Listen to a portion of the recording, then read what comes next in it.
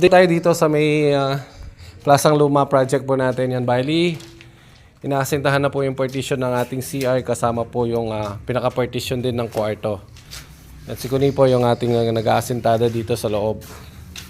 Dito naman po tayo sa labas. Bali yan sa loob ng kalahating araw. Na-plaster yan na ni Tagalog yung isang mukha natin dito. Tapos dito sa kabila naman ang kanyang binabanatan. So yan, bali wala pa pong kalahating araw yan. Alos natatapos na niya yung ganyan kahabang palatadahan. Dito naman po tayo sa kabila yan, si Mario tsaka si Michael. So inasintadahan naman niya yung pinaka-partition ng ating unit 1 and 2.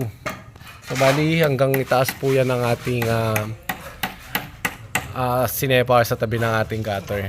So yan na po yung sintada natin dito sa may partition natin sa dalawang unit.